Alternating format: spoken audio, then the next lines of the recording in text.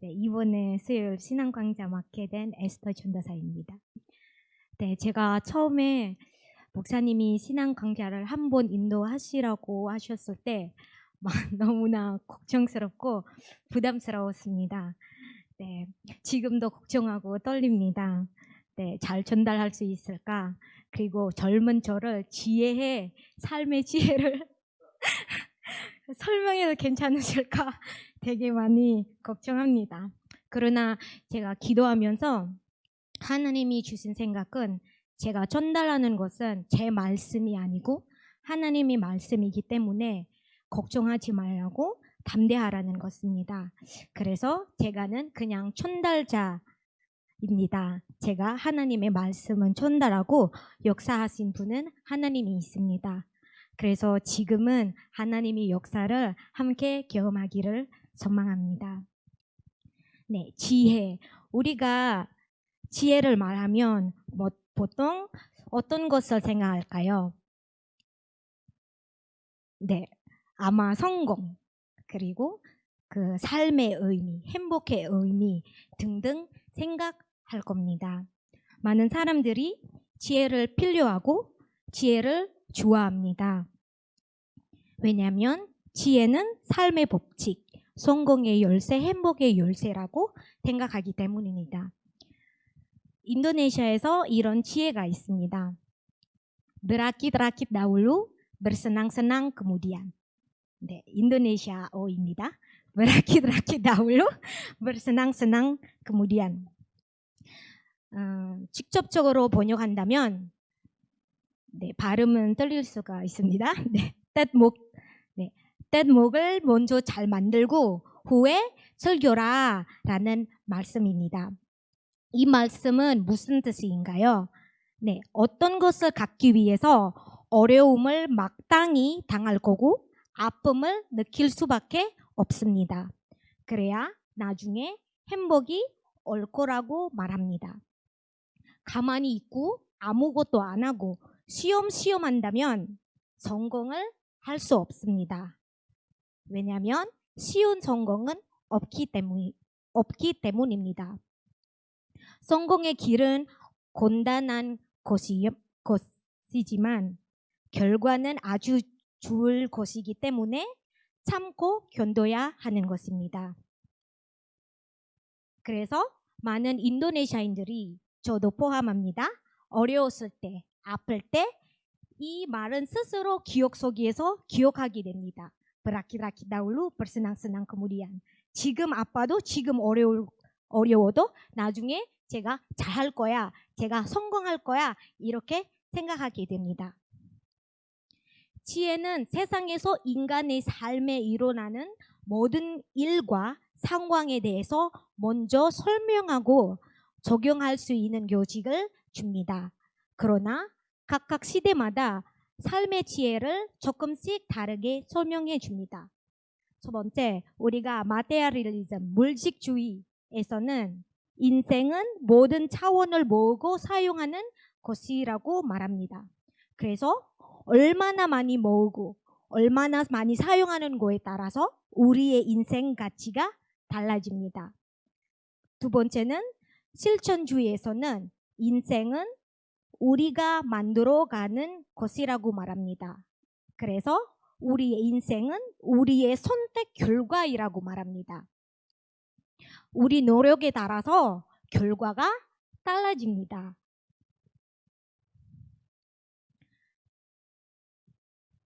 그래서 우리의 성공 또는 우리의 실패, 우리가 만든 것이라고 말합니다. 세 번째는 실증주의에서는 인생은 우리에게 가장 좋은 것, 그래서 제일 좋은 것, 제일 최고인 것을 생각하고 선택하라고 말씀하십니다. 그래서 늘 긍정적인 생각을 갖고 살아야 한다고 말합니다. 네 번째는 포스트 모더니즘에서는 인생은 우리의 역사적, 문화적, 감정적, 심리적인 전개라고 말합니다. 이 말은 무슨 말이냐면 성공하고 싶으면 먼저 우리의 배경, 우리의 역사, 우리의 감정은 알아야 된다고 말합니다.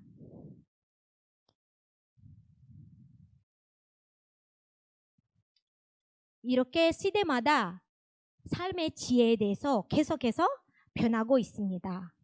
그러면 성경에서 삶의 지혜를 무엇을 말할까요? 성경에서 삶의 지혜는 하나님을 경외한다고 말합니다. 악을 멀리하고 선을 가까이 하는 것입니다. 악을 행하는 자는 벌을 받을 거고 선한 일 행하는 자는 복을 받을 것이라고 말합니다. 이것은 잠언과 시편에서 많이 볼 수가 있습니다. 그러나 인생에서 모든 일들이 행위의 결과만 아닙니다. 착하고 선하고 하나님을 경외하는 사람들도 고난과 어려움을 당할 수 있습니다. 정의로운 자도 적당한 대우를 받지 못할 수 있습니다. 이 부분에 대해서 전도서가 계속 질문하고 부정적으로 말하고 있습니다.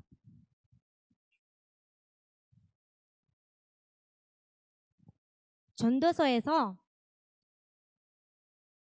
지혜를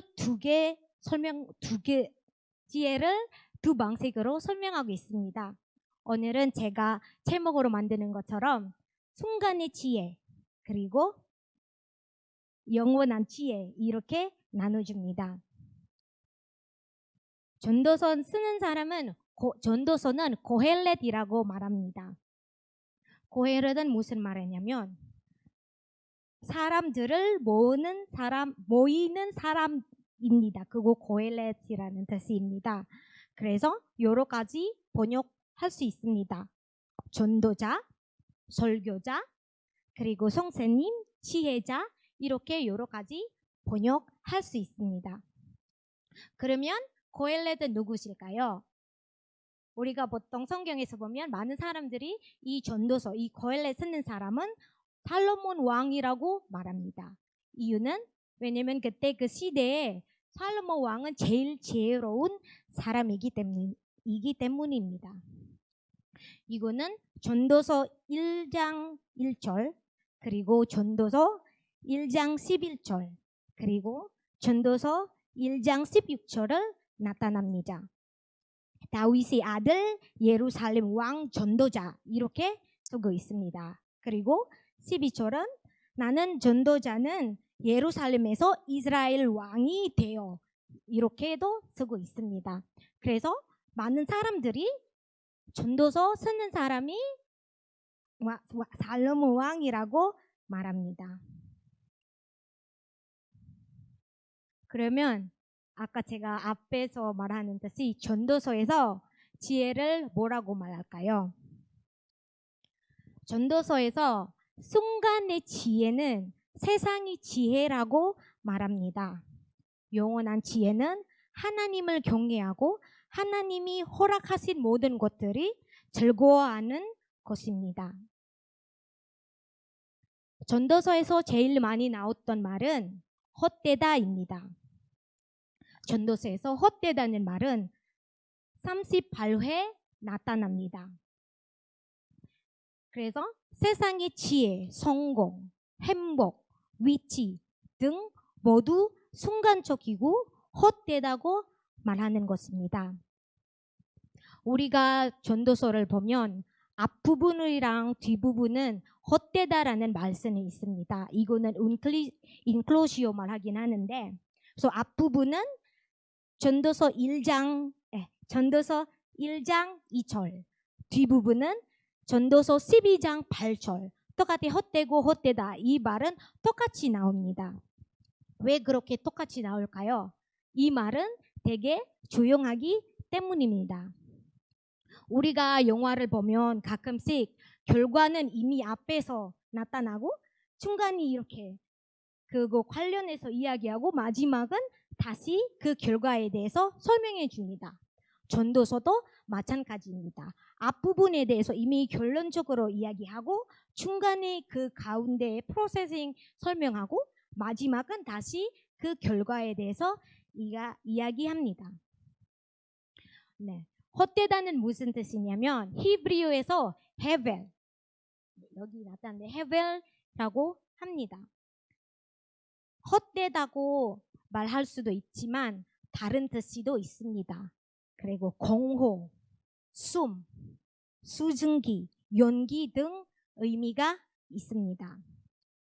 그래서 숨처럼 아니면 수증기처럼 이렇게 빨리 있다가 갑자기 없어졌다가 우리가 잡고 싶을 때 잡을 수가 없다는 것은 이거 헛되다, 이거 헤벨이라고 합니다.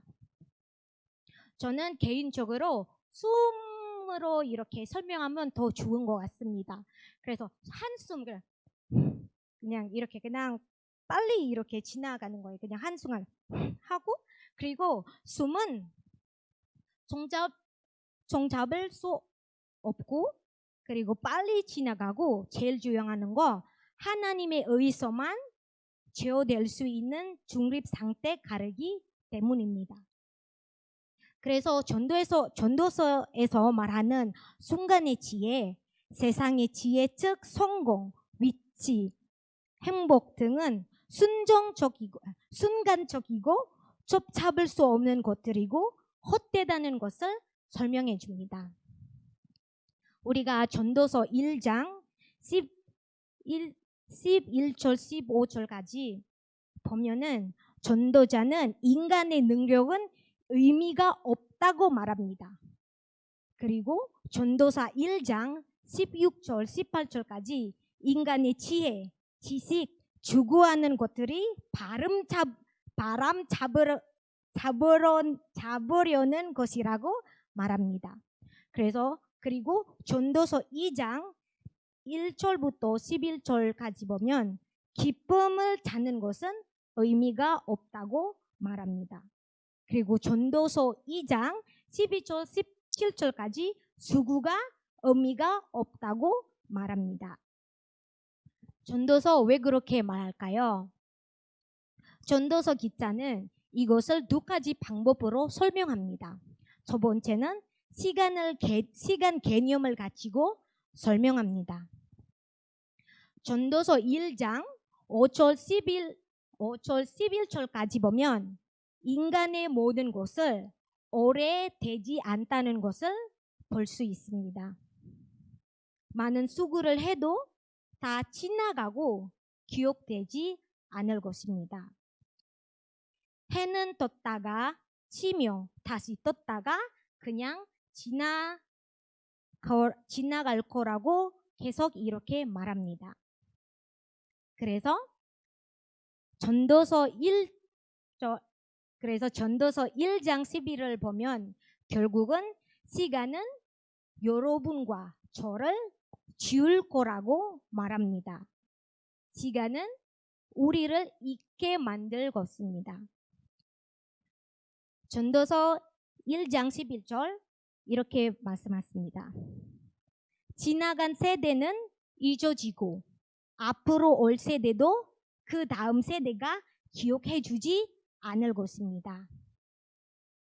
그래서 1000년 후에, 5년 후에 우리는 잊어지는 사람들입니다. 지금은 잘 살아도 예뻐도 훌륭해도 결국 시대가 우리를 기억 주지 못할 거라고 말합니다.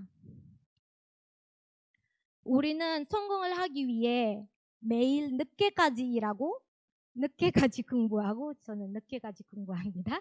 늦게까지 공부하고 매일 스트레스를 받고 매일 핍박받고 나중에 나이가 들어서 결국 죽을 겁니다.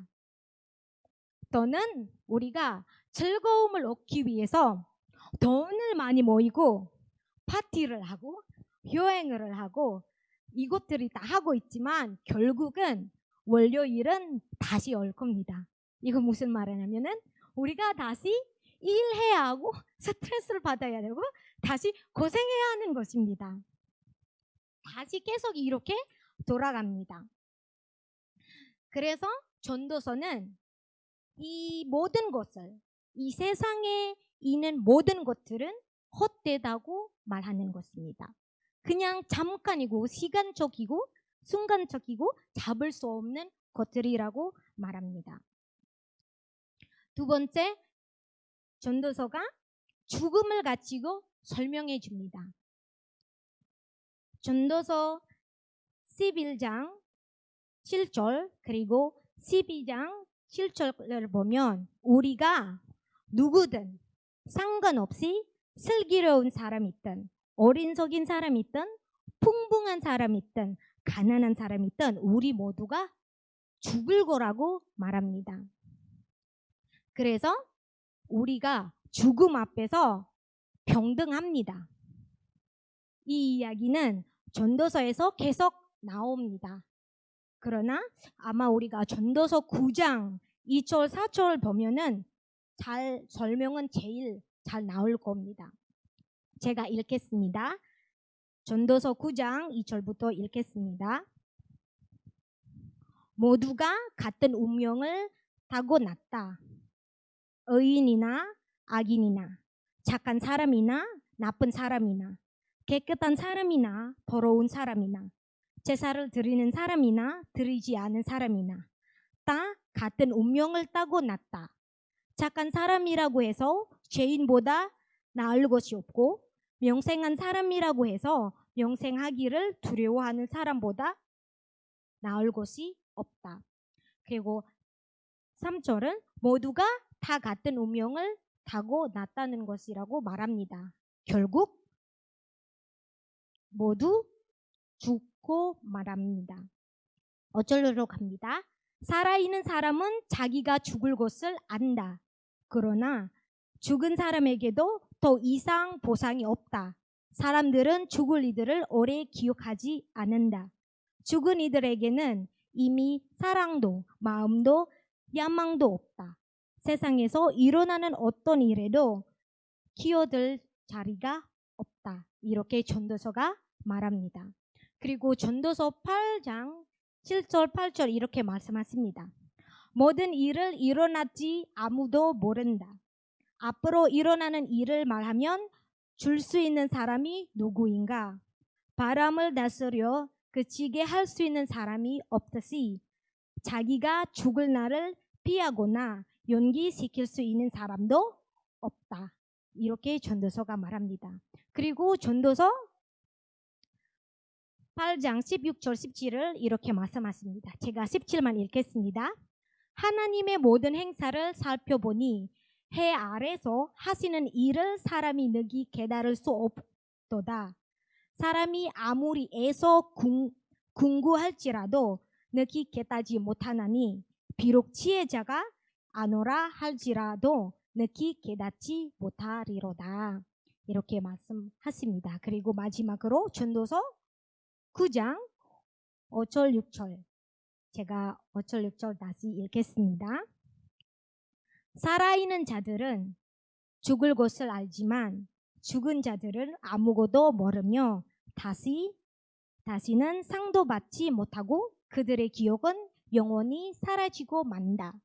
그들의 사랑과 미움과 질투도 그들의 죽음과 함께 다 사라지고 그들은 이 세상에서 일어나는 그 어떤 일도 참여하지 못할 것이다. 이렇게 전도서가 설명합니다. 그래서 모든 사람들이 죽습니다. 죽으면 잊어질 것입니다. 그리고 살았을 때 가지고 있는 것들이 헛되기 됩니다.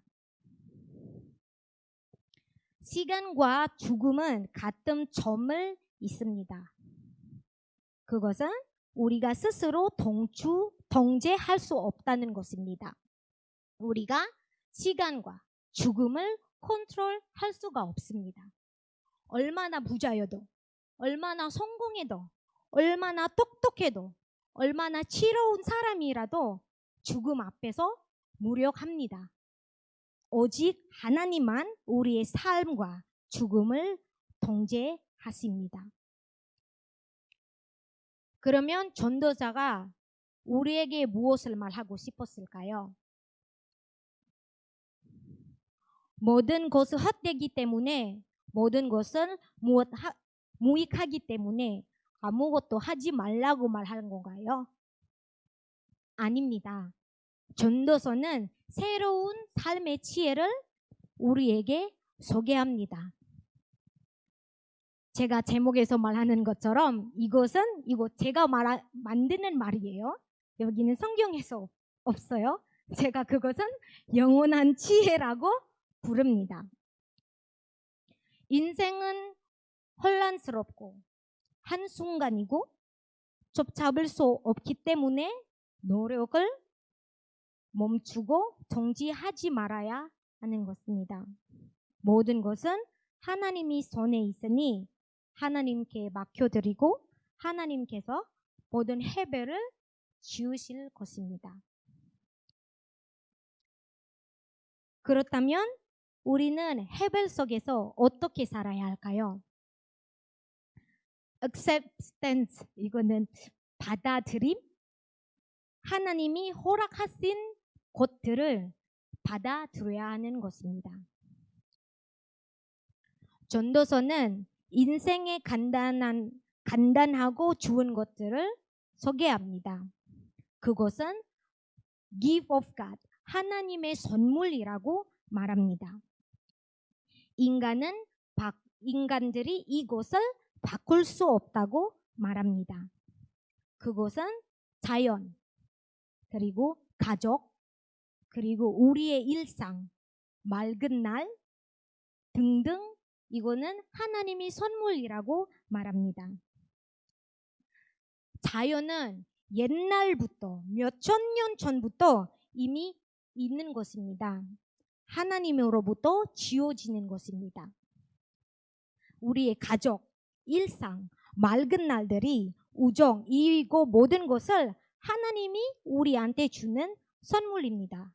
그래서 전도서가 말하는 것은 이 모든 것을 우리의 일상, 우리의 가족, 우리의 친구, 우리가 먹는 것, 우리의 직장, 이 모든 것을 받아들이고 감사하고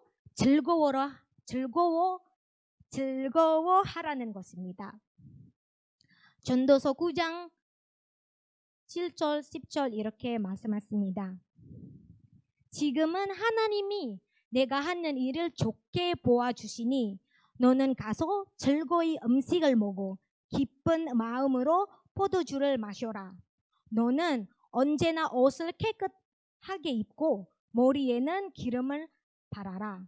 너의 헛된 모든 날, 하나님이 세상에서 너에게 주신 뜻 없는 모든 날에 너는 너희 사랑하는 아내와 더불어 즐거움을 누려라. 그것은 네가 사는 동안에 세상에서 애쓴 수고로 받는 복입니다. 네가 어떤 일 하든지 내 힘을 다해서 하여라. 네가 들어갈 모든 속에는 일도 계획도 지식도 지혜도 없다. 이렇게 설명합니다. 이 세상에서 하나님이 허락하신 모든 것들이 우리에게 마음대로 통제할 수 없고 바꿀 수 없지만 즐거워할 수 있습니다. 이것은 하나님이 우리에게 주신 선물입니다. 그 선물을 누리고 즐거워하라는 것입니다. 네, 전도서 8장 15절 이렇게 말씀하십니다.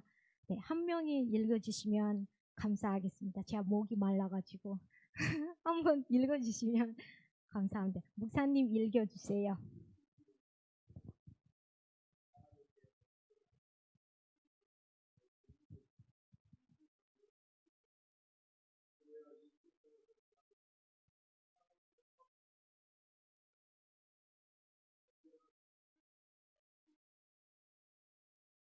네, 그리고 전도서 11장 7절, 8절, 9절까지 읽어주시면 감사합니다.